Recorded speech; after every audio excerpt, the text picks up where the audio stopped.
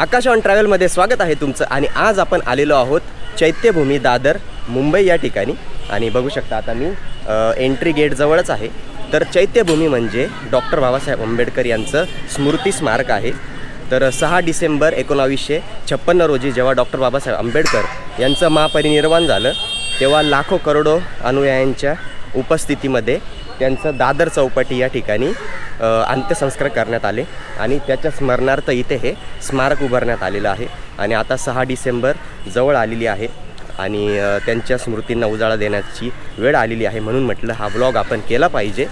तर आता मी आहे बघू शकता एंट्री गेटजवळ. तर या ब्लॉगमध्ये मी तुम्हाला चैत्यभूमी दाखवणार आहे, त्याचबरोबर त्याची पूर्ण माहिती देण्याचा प्रयत्न करणार आहे आणि तसंच तुम्ही इथे कसं येऊ शकता ते सुद्धा सांगणार आहे. तर चला आता व्हिडिओला सुरुवात करूया आणि आतमध्ये जाऊन बघूया चैत्यभूमी कशी आहे.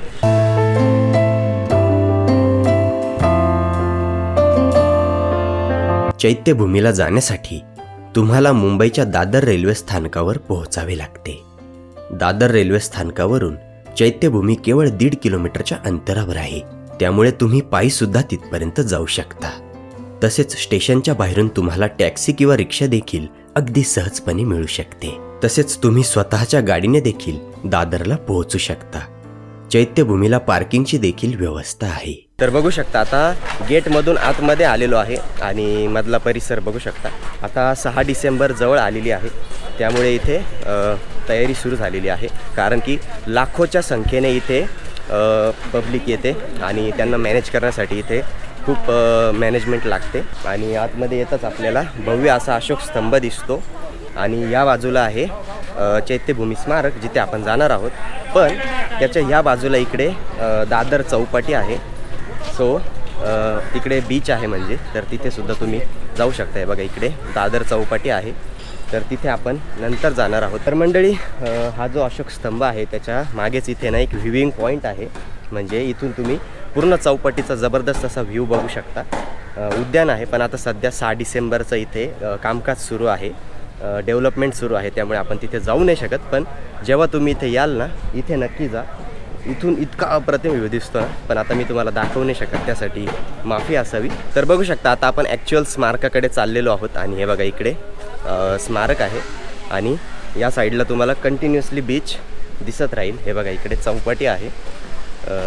सध्या आता भरतीची वेळ आहे, त्यामुळे लाटा इथपर्यंत येत आहे आणि पर्यटकसुद्धा तुम्ही बघू शकता तिकडे एन्जॉय करतात. आणि इकडे भरपूर शॉप्स आहे, तर इथे तुम्ही पुस्तक वगैरे खरेदी करू शकता, फोटोज वगैरे खरेदी करू शकता, शॉपिंग करू शकता. तर बघू शकता स्मारकाच्या बाहेरच इथे चप्पल बूट स्टँड आहे, तर इथेच तुम्हाला चप्पल बूट काढावे लागतील.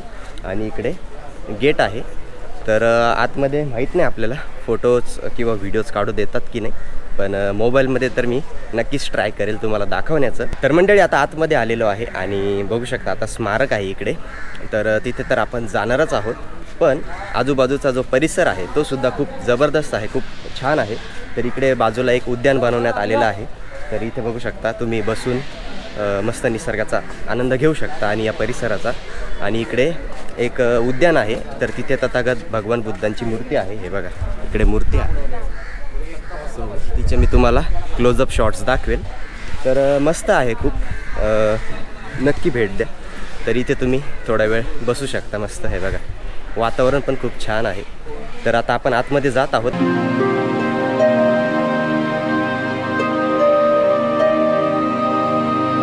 मुंबईच्या दादर समुद्र किनाऱ्यावर वसलेली चैत्यभूमी डॉक्टर बाबासाहेब आंबेडकर यांच्या महापरिनिर्वाण स्थळामुळे ऐतिहासिक मानली जाते.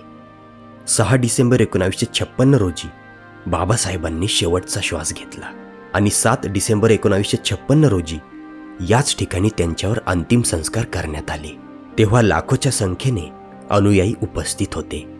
आजही दरवर्षी लाखो अनुयायी बाबासाहेबांच्या विचारांना पुन्हा उजाळा देण्यासाठी आणि श्रद्धांजली वाहण्यासाठी 6 डिसेंबरला इथे येत असतात.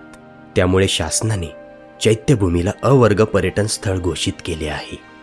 इथला समुद्र, वाहणारे मंद वारे आणि परिसरातील शांतता या सगळ्यात एक अनोखी सकारात्मक शक्ती जाणवते. मनात एक वेगळीच ऊर्जा जागवते आणि शांततेचं प्रतीक असलेली ही जागा तुम्हाला खूप काही सांगून जाते. बाबासाहेब जरी आज नसले तरी त्यांचे विचार मात्र आपल्या मनात कायम जिवंत राहतील.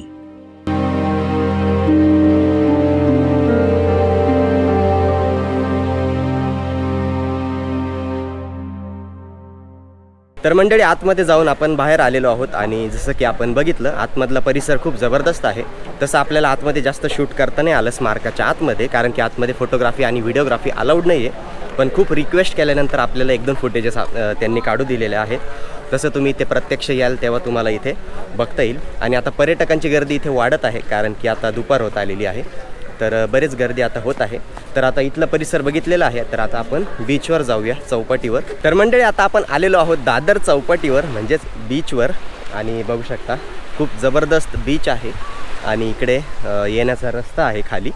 आणि मरीन ड्राईव्हवर जसं दगडं वगैरे ठेवलेले असतात तोच फील तुम्हाला इथे येणार आहे. हे बघा, इथे तसंच आहे आणि खूप मस्त वातावरण आहे. आणि तिकडे ब्रिजसुद्धा दिसतो. हे बघा, तो मुंबईचा ब्रिज.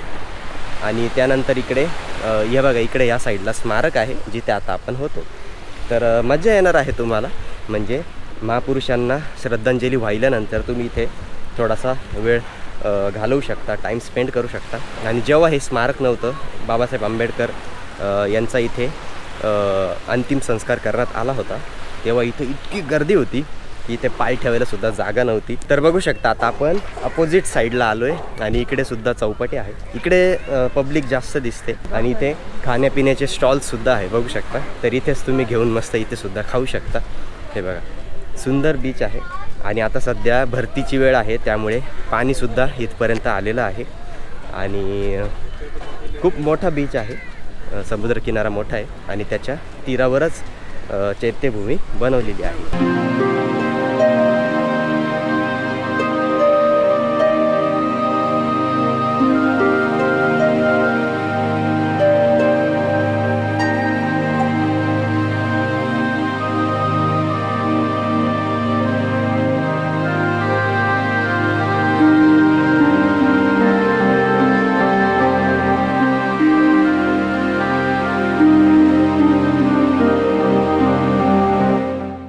तर मंडळी, आता दादर चौपाटी आणि स्मारक बघून आपण बाहेर आलो आहे आणि इथे आहे संत ज्ञानेश्वर उद्यान.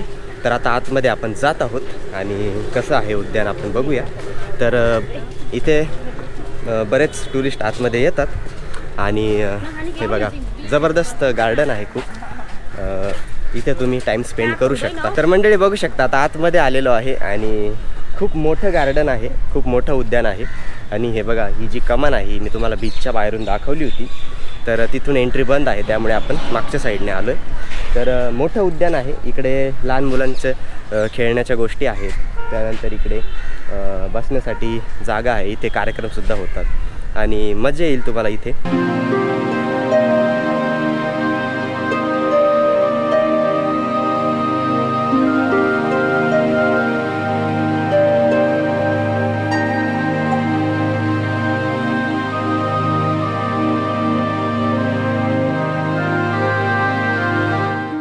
अशा प्रकारे चैत्यभूमीचा हा ब्लॉग या ठिकाणी आपण समाप्त करत आहोत. आणि जसं की तुम्ही बघितलंच, खूप मस्त प्लेस आहे, खूप शांत ठिकाण आहे.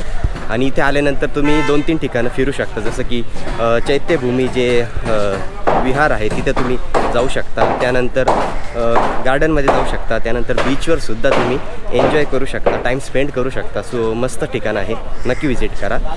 आणि इथे काही कामकाज सुरू आहे, जसं की तुम्ही बघितलं आता 6 डिसेंबर जवळ आलेले आहे, त्यामुळे इथे काही एरिया आपल्याला ॲक्सेस करता नाही आला. जसं की हे बघा, हे जे गार्डन आहे तिथे आपल्याला बघता नाही आलं. त्यानंतर स्मारकाच्या मागेसुद्धा एक पार्ट आहे, तिथे आपल्याला जाता नाही आलं. पण तुम्ही आल्यानंतर नक्की विजिट करा आणि बीचवर तर नक्की जा. तर चला, आता जाण्याची वेळ झालेली आहे. लवकरच भेटूया पुन्हा कुठल्या तरी नवीन ब्लॉगमध्ये.